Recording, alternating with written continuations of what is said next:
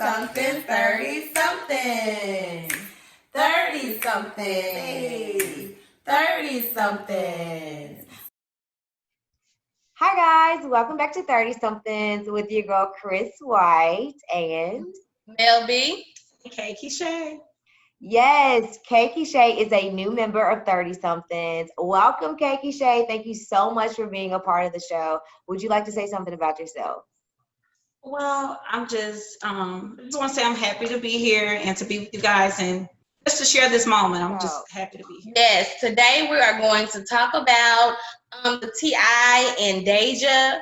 We're naming it TI and Deysha Family Struggles because it seems like they're kind of struggling, dealing with Deyja going to the gynecologist. They checked her hymen. So we just kind of want to talk about, do you think it was right? Should he have discussed it? Things of that nature.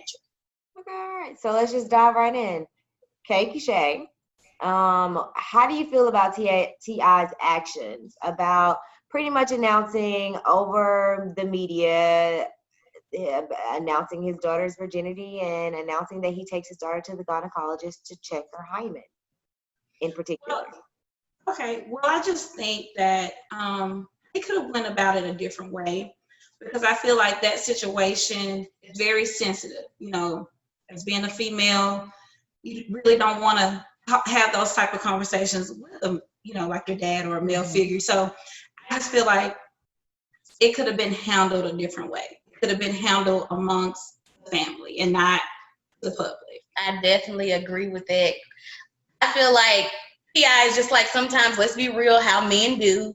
They're trying to be funny. He was on the podcast with these beautiful women and he's trying to be charming, but it's just not something you should even make a joke about. Don't joke about a woman's reproductive system and what she has going on, period. Exactly, just period. So how do you feel about his reaction though, once he was told that maybe that wasn't the best course of action that he took? How do you feel about his reaction to it?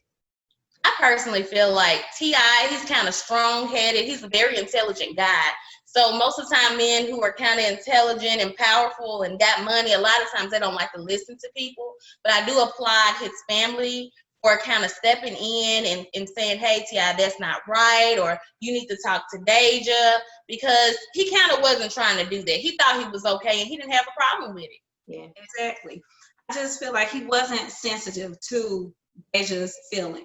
Because it's just a sensitive issue and a sensitive topic. So I feel like he could have had more compassion or just a will to just relate on her end and like how she feels about the situation. Because again, this was brought to the world. So it's very, just a touchy situation, I feel. Yeah. No, I totally agree with you, hands down. I also felt like the communication was off. I felt like it was interesting how everyone was putting the responsibility on Deyja to talk to T.I. instead of the opposite way around. And I feel like it definitely goes back to what Mel B was saying about how T.I., his personality, his character, and who he is, and how it's really already hard because he's stubborn to change. So it's already hard to approach someone like that. So when you do, you kind of put the responsibility on the person that's more sympathetic, even though you're not realizing that becomes a burden for that person.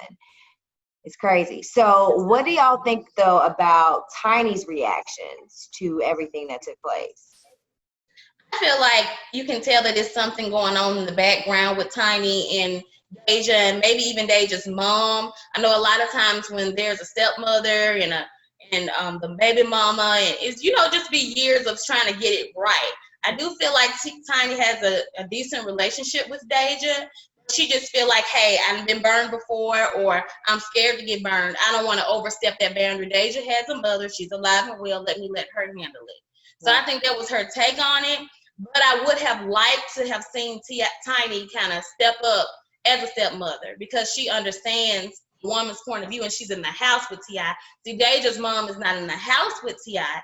She can't step in and check them like we would if we were at home with our husbands. Because sometimes we have to let them know because men don't understand what a woman understands the woman child. Right. That you make a really good point. So when Deyja's mom actually reacted to it, that's kind of what I actually felt, that she understood her child. She was able to empathize with her child. She was able to even articulate that to him. So how did y'all feel about Deyja's mom's reaction? I think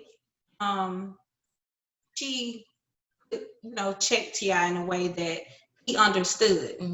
She came to him just straight up, like, that's sensitive. That's a sensitive topic. So you putting her out there like that, you have to understand from a woman's point of view, that's not cool. Right. And, I just feel, again, that just going back on what you were saying with Tiny, I feel like Tiny, she could have stepped in to kind of address T.I. and like, I'm a woman.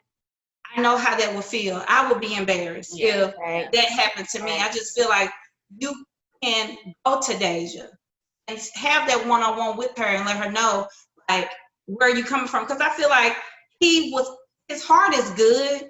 Yeah, but it came from love. Like, I don't think T.I. didn't love, because he wasn't being malicious.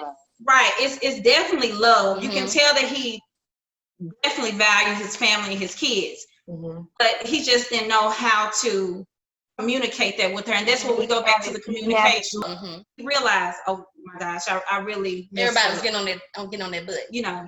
Everybody was getting on his tail for acting that way. The media, like Me Too movement people, everybody jumped on. I think it was in particular what he chose to say. It was like, you take your daughter to the gynecologist to check her hymen. And I remember Keysha, like, just talking to you briefly about it, and you specifically stated, like, Christy, that just makes me feel like he was trying to control her. Like, there's a difference between controlling versus educational. And so I remember you kind of just like describing, even for you, because you have a daughter, describing what that difference is and like how you would play out that difference if it did come to a situation like this. Right. Yeah. See, with parents, like I say with any child, I won't even just say parents, it takes a village. When I see my niece and nephew kind of growing up, I find myself as an auntie putting my 2 cents in, or when I'm growing up, I'll see my cousins putting their 2 cents in. It takes a village. So the way that T.I.'s niece kind of stepped in and was like, you need to talk to Deyja. The way his mom was like, you've been running your mouth. You need to talk to Deyja. I like that, because that's real life, and that's how real Black families are. And I'm just so glad that we can actually see that on TV. Like, I see that they are real. I agree. And it was nice to see people hold someone accountable for their actions, even though that person was a male. And we see that often in Black families, sometimes in Black structure families, where boys and girls are treated completely different, and so it's interesting how, and nice to see that they held T.I. accountable for his actions and made sure that, hey, you need to make sure you're checking yourself. Oh, that mama wasn't playing. She was like, would you do your son like that? She that baby mama like, hey, but you know what? Another thing too that I saw how she did, she checked him, but at the end of the day, she said, it's okay. I feel like they have a really good co-parenting relationship, because she can check him. It's like love. Christy, I can check you because I love you and I want you to be the best in whatever that you're doing. So it's good. But that has just a lot to do with maturity too, and they just are probably two mature people, like you said, in their co-parenting skills. Like T.I. does have a lot of kids, so he does. I hope that he does learn to parent along the way. And I think he's a good parent. There's no rule book. I think both of them it's their daughter. They don't want. That's what any parent. You don't want any harm to your kids. You want to protect them. As long as you can, even when they're adults, Now, when Tiny said, now she had a guy pregnant, and they would have had to say something about that. Now, Tiny was saying some little subliminal stuff that kind of made me feel like, I am just going to say, I expected more from her throughout the whole thing, not necessarily because she is just the spouse of T.I. or she's close to Deyja, but more so just you're just a Black woman. Like, how hard it is for us out here. That it's like we're as traditional, like as Black women, we're always tied to our sexuality. And you know what that feels like because you've been in these circles where people have tied you probably to your sexuality as well. So why would you not check him? Why would you, even if you don't check him, why are you not educating him? Well, you have to look at it too. That Tiny is, everybody's not as mature, and everybody, like you said, there's no rule book. They're learning. So she may not have been to the point when it happened that she could do that. Probably looking back on it now, she probably would, and maybe in the future she'll start to speak up. That's why I'm glad that the whole village came around and was saying something, because that's the only way we can grow, if we hold each other accountable. You don't need to surround yourself around no yes men. Tell me, because I want to be the best. Tell me when I'm right. Tell me when I'm wrong. You can't grow. You can't grow if you're always surrounded. And like Melanie is saying, it's good that they have family like that can step in and check you. Let me ask y'all this. Y'all feel like Toya and Monica were yes women? Or what? What y'all think about that? When she asked them, like, the elephant is in the room, what did she feel about that? Monica, they wanted to say how they really felt, but at the same time, they didn't want to be a part. I felt like they knew their place, as far as not really getting into the family. Like, that was a sensitive situation. So it's like, I want to too much put my 2 cents in the family issue. But at the same time, I feel like if I'm your friend, exactly, are we real friends or are we just TV friends? Right. If I'm your real friend, I want to come to you and just tell you, hey, friend, like, you need to have a talk with, I definitely would feel comfortable. Like, I'm hoping that maybe that's something that happens. Like, of course, hey, look at this. I tell you all the time. Now, I'm not gonna. The thing is, too, I think that they didn't want to do it on camera, because if it's something going on, I'm not gonna do it around everybody. Right. But I'm always typing, good. I couldn't wait to call you the next day. I gotta call you. Pull you to the side. Definitely gonna pull you to the side. We don't know if they did it or not, but seemingly from the reactions later on, because this took place a while ago, so from the reaction, I think it was a month ago. It's just now airing. Yeah, maybe they could have, And then now it's resurfacing, so Deyja's going through all that again. I really feel for Deyja, but and she seems like she's kind of very shy, kind of soft-spoken. She even said herself, I don't fit in. Is someone who's discovering herself, and she's also tied to a lot of people, a lot of greatness that's already in her family. So sometimes they can make you, not want to have to discover yourself while you're around those people. It took me a very long time to discover myself, and I did so outside of my home.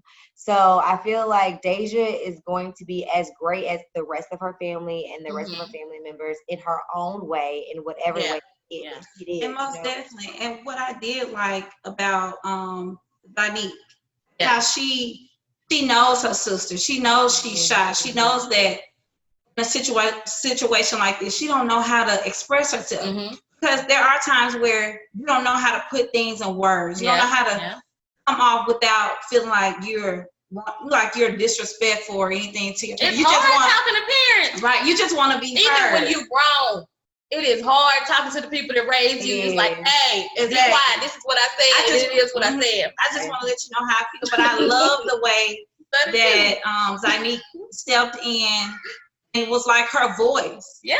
She was saying, you all right, Daddy? You all right, Mom? I like that. I did like that. She really stood up for her, and I loved it. I really did. I loved that because she needed that. Yeah, she needed her big sister. She didn't feel comfortable because the whole time she was like, I just don't want to talk to him right now. I don't want to be here. Right. She avoids conflict. Some people are confrontational. Some people don't mind being assertive and letting people know. And I think that Deyja is that she's right. I don't think the black sheep, I just think different. Yeah. And it's okay to be different. You don't have to be like everybody in your family. That's what makes you special. And it's a lot of pressure, and I don't think that we ever talk about that as Black women, like the pressures of being a Black girl and the pressures of #Black Girl Magic. But there are pressures, and she clearly is feeling that in her family, and I feel like that's something that she's not able to voice. But like you said, Keysha, it is really nice that she does have a big sister who can voice that, who can be her voice for her. Yeah, I did enjoy that as well. So I feel like it was a pretty good episode. What I take away from it is that T.I. is a great dad. I think he's a great dad. I think he's stern. I think he's actually putting himself out there so people can see the real him. And he is ministering to so many people because it's like a real Black family. And people can see themselves in their family. I'm glad that they're doing that. And he's learning. Don't do that no more, T.I. Don't do it. No more. Yes, I'm sure he learned from, just seeing it. To have to see that he play probably back. cringing. I know, it's just like, I wish I would have handled that differently. But keep your head up. I tell them keep your head up, T.I., because it's a lot of people wish they daddy would go to anything with them. Be even concerned about them and want them to have the best. But what y'all think? You think he kind of is so overprotective because he's scared that maybe God's gonna do Deyja the way he has done women? He has been in the news, y'all. Could be. And I feel like that's probably guilt. Like that's something that he needs to work through. He just gonna have to allow her to live, though. He doesn't need to put that responsibility. Because it's just gonna shut her down. She's really not gonna be able to come and talk or vent how she really feels when all the pressure is on her all the time. Yeah. You want to be able to say you can talk to your kid, because I want that. Well, I do. I have that same relationship with my kids. Yeah. I don't care what the situation is. Come to me and tell me what's going on. I want to be your go-to person to admire the way whatever. Like I tell Corsica all the time, like when I see her with her twins, and they so well behaved. They are. They some good kids, no matter what. They are. And, even when she's disciplining them, she talks to them in a stern way, but in order to get understanding, So I'm just very blessed to have you as a friend, to show me about motherhood. It take a village. It take a village. So I'm glad I have a lot of good people in my village, as well as like T.I. and his family. I feel like I saw myself and my family and my friends in that episode a lot. So they're doing a good job. They really are. I agree. It's not going to be easy.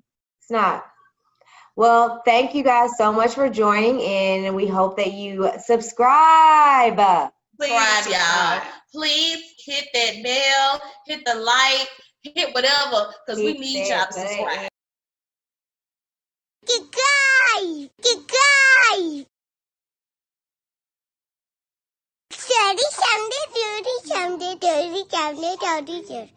someday.